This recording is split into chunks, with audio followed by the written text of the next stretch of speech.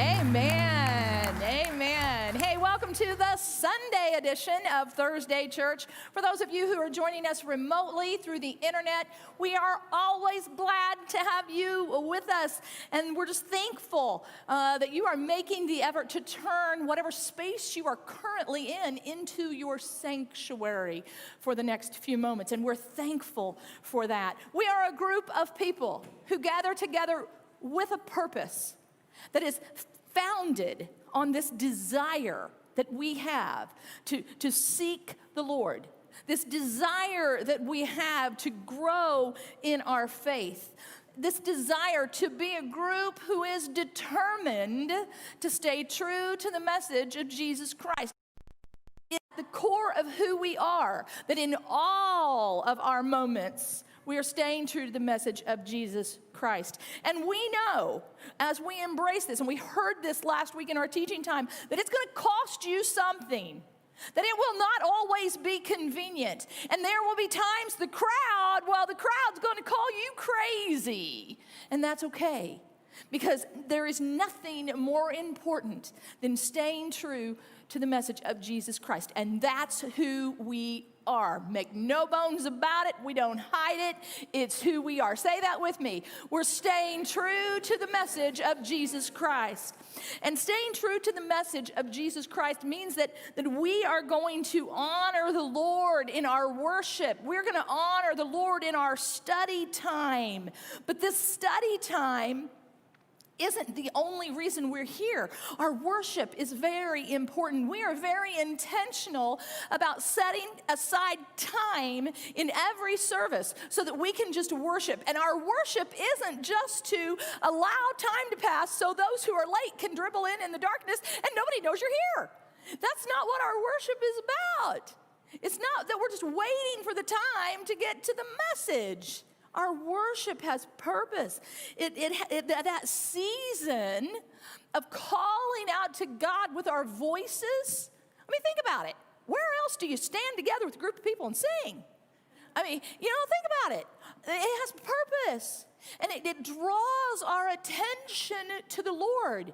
It gives us the opportunity to say to the Lord, I adore you. I love you. I trust you. You are my King, you are my Lord, and I'm telling you this. That's this purpose, this season for worship. It gives us this automatic attitude of reverence. It kind of like is an adjusting period where we focus in, we dial up. We dial in this reverence of God, which says, I have profound respect. That's what reverence is, this profound respect for who you are. And I expect to have an encounter of wonder and awe as I stand in your presence. That's why God ordained the grouping together of his people so that we would understand what it feels like to stand in awe of his presence as we corporately gather together, so that when we personally are alone, we know how to do this. So we know how to call upon the Lord in reverence, in awe, in wonder, expecting something from our Lord and King. But it prepares us also. Worship prepares our heart. It is a very important season because it prepares our heart to hear from the Lord. So as we read or as we study, our heart is prepared and ready to receive what he has. Our mind is prepared and ready to receive what he has. And so this season of study is important, but the season of worship and preparation is important also. And so this week, we have prepared our hearts to hear about Ecclesiastes chapter 3. And that was that responsive reading that Pastor Andrea just led us in. Those words of, there is a season for every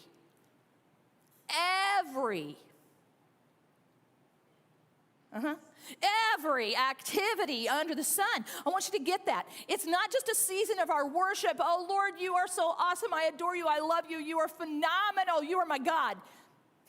It's not just a teaching time. Oh, Lord, you're challenging my mind and my heart. It's all of those moments in between. It's all of those moments that connect this moment to that moment.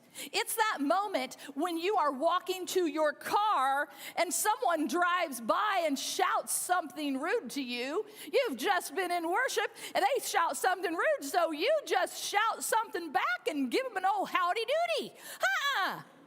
No. Those connecting moments are very powerful. They're very important because every season, no matter how short, has a purpose. No matter how routine, mundane, no matter how difficult, no matter how challenging, no matter how boring, every single moment, that connective tissue from one moment to the next, from one season to the next, that time of transition and change. Those are the moments, folks, that we often jump right past, and we think they're not all that important, and they're extremely important because those are the moments, those are the seasons that connect us to all of this other stuff, and it also directs the path that we are on. So every season, no matter what it holds, we got to get it in our head. If this is the only thing you hear today, hear this. Every season, no matter what it holds, belongs to the Lord. Every season. Because this is the reality that we have to embrace. If we have a moment, if we have a season where we are not seeking the Lord, where we are not calling out to Him in this moment, in this season, here's what you can guarantee will happen. No good thing. There is no good thing that can come from a season, even a moment, without the Lord. Every season, every moment under the sun, every activity, no matter how routine, how simple, or how difficult, every moment. Jeremiah 8:15 says, "We hoped for peace, but no good thing has come. And we hoped for a time of healing, but we only found terror." Wait, does that not sound like our society right now? People say, well, I was hoping for peace, but all I'm finding is terror and fright and fear. And do you know why these people, and when Jeremiah is writing this, do you know why these people could find no good thing? The reason they could find no good thing is they were walking in a season without the Lord, and no good thing will come from even a moment without the Lord. We have to give Him every moment, every season, every activity, every thought, every deed, everything. And that's when we are going to find that life has purpose. You know, I was thinking a lot this morning about when Jesus prayed for us, and He said that His will was that heaven would be reflected here on earth your will be done on earth as it is in heaven. Goodness of heaven here on earth. People are going, I'm not feeling that. Well, I'm not feeling that because of all these moments and all these seasons where no good thing is happening. And that happens when we are not embracing the Lord. And these moments of no good thing means that there is fruitlessness, that there is barrenness, that there is emptiness, that there is no hope, there is no joy, there is no love. And even if it's just for a moment, those moments will affect who we are, especially if in the course of 24 hours you have 6 or 7 little seasons where no good thing has come of that particular season because that particular season wasn't surrendered to the Lord. And you have moment upon moment like that, and what happens is then you're on this path of feeling as if there is no good thing. I was reading this book. I wish I could remember what it was titled, but it was talking about how it only takes 11%, I think it was called Turning Point, 11% of whatever to cause you to turn the page. And I'm thinking, 11%? That's not very much. That's not very much at all. And so you have these moments, they will direct your path Who wants their path to be directed toward no good thing? That was never God's plan. You know, from the very beginning of creation, generation after generation after generation, God's plan has never changed. It has been the same from the get-go. His plan was that his people who call upon his name would live in the goodness of God, not with moments of no good thing. That we would seek him in all we do, in all we say, in everywhere, in every activity under the sun. So, if you were to look back over the last 10 years, depending on how old you are, maybe the last 20 years, but if you were to look back over your past, are there things that this very day would be different? Are there things this very day that would be different, drastically different? If you had been in the habit of surrendering every moment to the Lord of every day, think about the things that we've walked into that we didn't need to. Think about how the enemy has swindled us out of blessings. How he has cheated us out of this expectation of these marvelous mysteries of our relationship with Jesus Christ. Think about the struggles, the heartaches that we've walked into. We didn't have to, but we did anyway. Because there was a moment of no good thing, a season, an activity under the sun that wasn't ordained by God, wasn't led by God. It was a season of no good thing. Unpleasant moments of life that were not necessary. So I thought back over the last 10 years, over the last 15 years, 20 years, go back to college years, don't want to think about those years. But the reality is, I know there are times in my life that I have allowed the enemy to swindle me out of my blessing.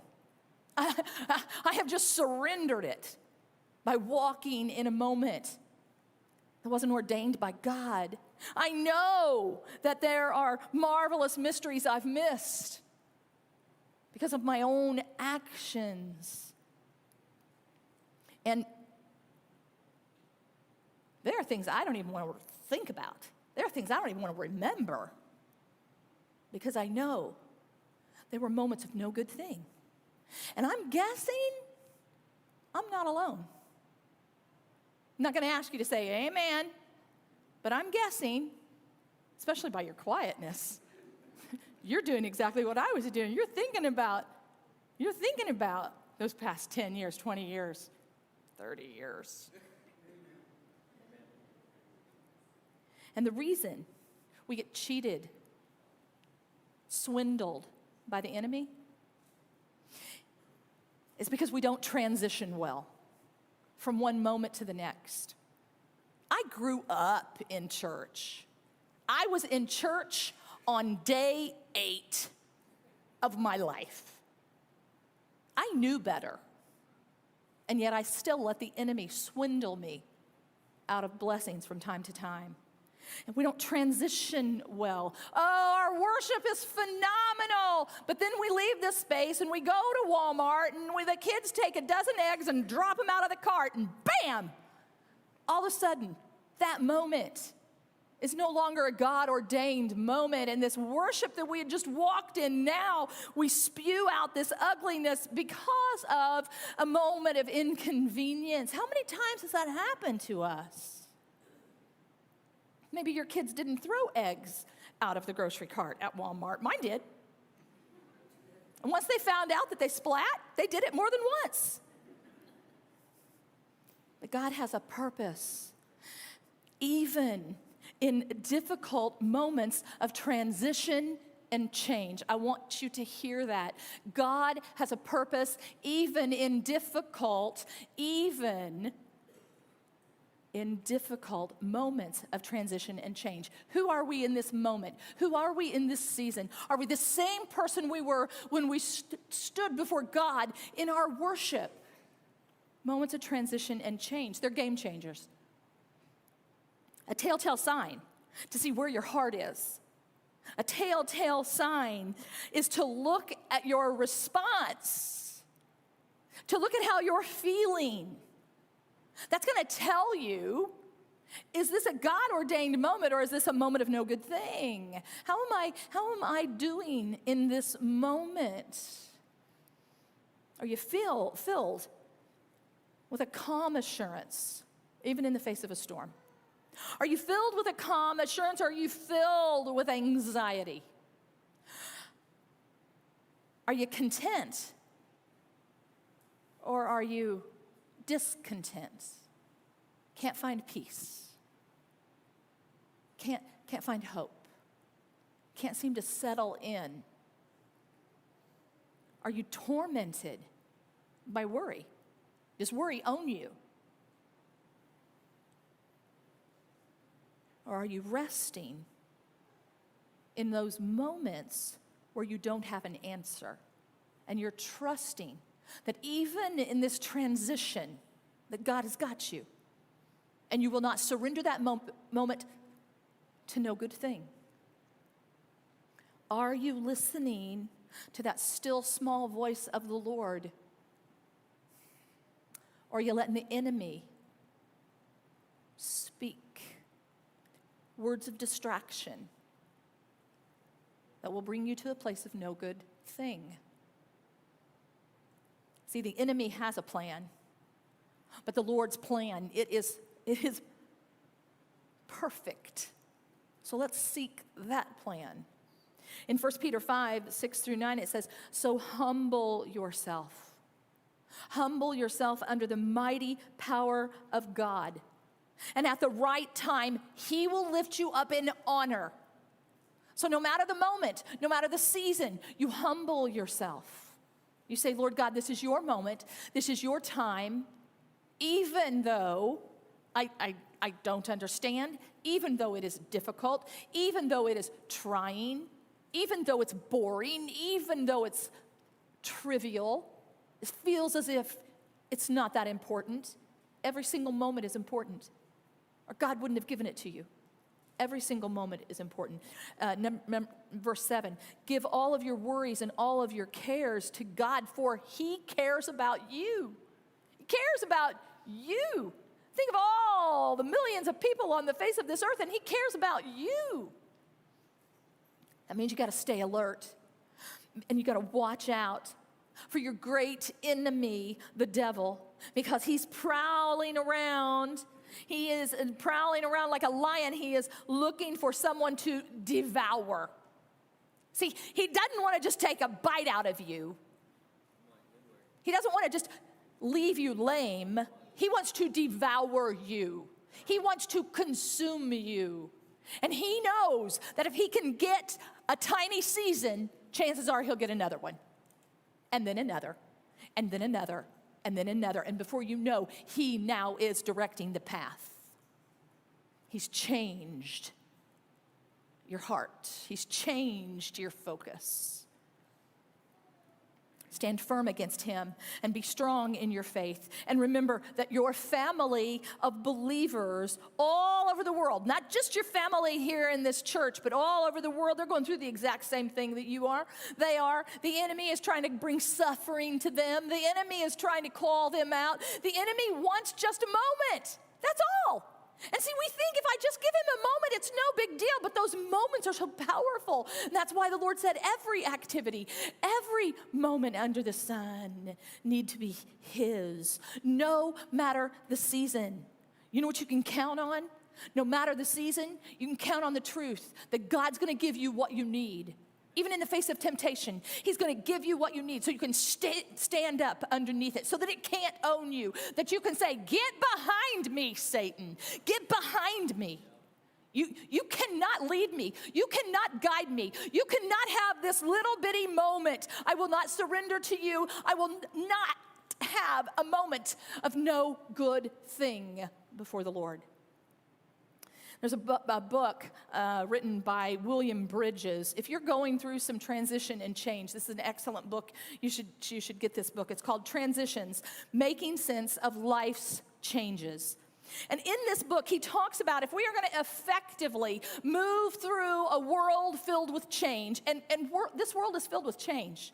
I mean, every single day, you don't know what's going to happen.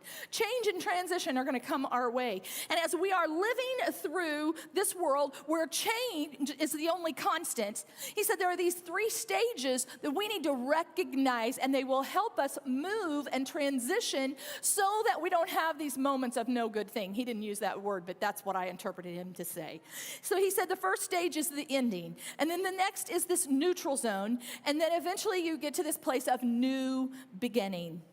And he said how we transition from one stage to the next is extremely important.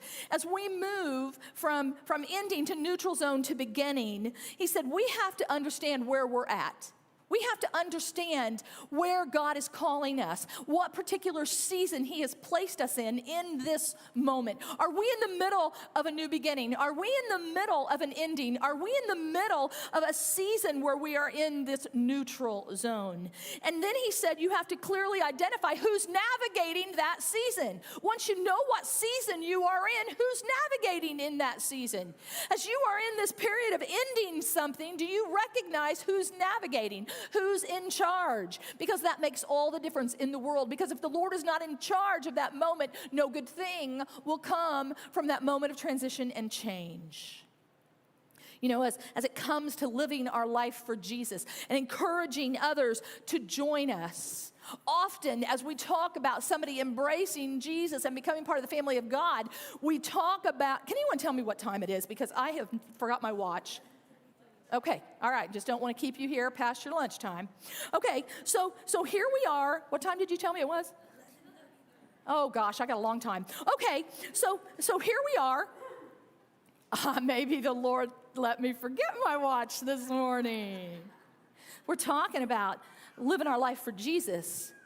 Often as we talk to somebody, it's like this new beginning, and we talk about this new beginning with Jesus.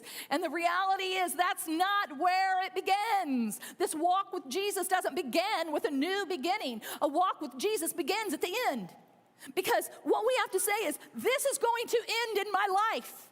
I am walking away from this sinfulness. It will no longer be a part of who I am. I'm not going to be identified by this sin anymore. My sins have been forgiven. It begins with the ending. And then it doesn't go to the beginning yet, because then it goes to the neutral zone. And in the neutral zone, you have to make a clear decision. This is where you have to totally let go of your old life. Free fall. Let go. You're in this neutral zone, and now you have to determine, are you going to grab hold of a new beginning with Jesus? You know, this neutral zone isn't a place that you want to stay for long. I think of it like a trapeze artist. You know how a trapeze artist is hanging on to this particular trapeze, and they're swinging, and then they might do some fancy little thing and boom, go this direction. That's so cool. And so they're swinging, and they're swinging, and they're swinging, but then at some point, they have to physically let go. They are suspended midair. They've got this momentum moving. They're suspended in midair. They have let go of this particular swing, and now they either have to grab hold of this swing or what? Fall to the ground. Could be fall to their death. Could be break their arm, break their nose, break their leg. See, the neutral zone isn't somewhere that you want to stay long. When you have made the declaration that you are walking away from this sinful life, that it will not own you, that it will not direct you. When you have said, that's not my life anymore, I've walked away from that, then you're in this neutral zone. You've got to quickly decide to grab hold of Jesus. Or else you're going to free fall. This is a dangerous place to be if you are not quickly moving to where the Lord has desired you to go. Paul, as he's writing to the churches in Galatia, go ahead and turn to Galatians chapter 6. We're going to begin with verse 7. That's page 975. Now, Paul doesn't use the trapeze thing. But man, is that not a good visual? Does that not hold a picture in your mind? Well, for Paul, the picture that he paints is for people who were in this agricultural world, and they understood that you can't be planting seeds and harvesting the crop from those seeds at the same time. Paul is saying it just isn't possible. I know I saw Trent walk in. Where are you at, Trent? Trent, have you ever tried to plant seeds and harvest them at the same time? It won't work, will it? So there has to be this season of planting and then a season of growing, right? And you have to wait patiently on that, don't you? And then you get to harvest. So Paul is making sure that they understand you got to know what season you are in, because you can't be in both. See, you can't be in this old world connected to this new world, and yet many Christians try to do that. Well, I've let go of that sinfulness, but I don't really want to grab hold of all of this holiness yet. And then they plummet, and they can't understand why. And it's because every single moment, every season matters. So Paul's intention as he's writing to these churches in Galatia, he's writing to the southern churches, and there are several churches, and they work well together. I love that. They work well together, and so he writes this letter intending that this church passes it on to this church, passes it on to this church, because this teaching was for these churches that had this solid foundation of Jewish believers. And these Jewish believers who have transitioned from Judaism to Christianity, they're having some trouble with their transition. They're having some trouble with their change, and for good reason. One of the things that they have to transition and change and embrace is their understanding of their superiority in God's kingdom. You see, the Jewish people had always known that they were the chosen ones. They knew that they were the ones that God was going to send the Messiah through them. And so they understood that they were special. And now they're acting like it. And so they've come into this Christian faith, and now they are called to see themselves as spiritual equals to Gentiles. Gentiles are simply anyone who is not a Jew. Anyone who is not a Jew. And so here they are, and now they've got this spiritual equality. This was a struggle for them. And so Paul's telling them, hey, no. It doesn't matter who you are. The spiritual equality of Jesus Christ, it runs through all of us. So that's a big change, big transition for these folks in these early churches. But then there was more. You see, they had been raised their entire life knowing that God was going to send the Messiah to the Jewish people. And so the ones who have become Christians now, they are recognizing that Jesus is the Messiah. But there's a whole core of people who are still waiting to this very day for the Messiah to come. And so these people had made the transition. They'd made the change. They'd said, yes, Jesus is the Messiah. He is the chosen one, sent from God Almighty to these people. And so now they are embracing grace and mercy and forgiveness. They're embracing that Jesus Christ is the ultimate sacrifice for their sins. And it's not up to them to atone for their own sins. And yet their entire life, that's what they've been doing with religious rules. With dietary restrictions. You can eat this now, but you can't eat that. With ceremonial washings, you got to wash this way, and you've got to wash this bowl, and you've got to wash this cloth, and you've got to do all of these things so that you can atone and sacrifice and offer your animal sacrifice. And if you sin this way, you got to kill this animal, and if you sin that way, you've got to offer this or these coins or whatever. And it was all according to what they were doing to atone, to pay for their sins. There was even a requirement upon the male body that would mark them as God's chosen people. Not such a big deal if you're 8 days old, but if you're a grown man entering into Christianity, and now these churches in Galatia are saying, oh, and by the way, dude, you got to go get circumcised. I got to tell you, the men weren't real excited about this. Oh, come on, you guys wouldn't be either. So here are all these rules. And Paul's saying, You got to get it. You got to get that it's not about what you are doing, it's what Jesus did for you. And they were living in this neutral zone, and they couldn't understand why they couldn't embrace the goodness of God, because they weren't letting go. And it wasn't sinful. It just wasn't what God was asking of them. He was asking of them to understand that Jesus Christ is the ultimate sacrifice. Big transition, big change, big season. And so Paul writes to these churches saying that it's time to make a clear decision. Who are you? What does it mean to be a believer in Jesus Christ? Are you going to stay connected to the old, which eventually will become sin because it becomes an idol that you worship? Are you going to waiting to figure things out on your own, which will bring destruction? Or are you going to truly embrace the goodness of God? So here we are, making it clear you've got to be in one camp or the other. Galatians 6, starting with verse 7. Do not be misled. You cannot mock the justice of God. You will always harvest what you plant. In other words, you can't plant a watermelon seed and expect it to yield a pumpkin. It won't work that way. You always harvest what you plant. Those who live only to satisfy their own sinful nature, here's what you're going to harvest. You're going to harvest decay and death from that sinful nature. But those who live to please the Spirit will harvest everlasting life from the Spirit. Let's not get tired of doing what is good.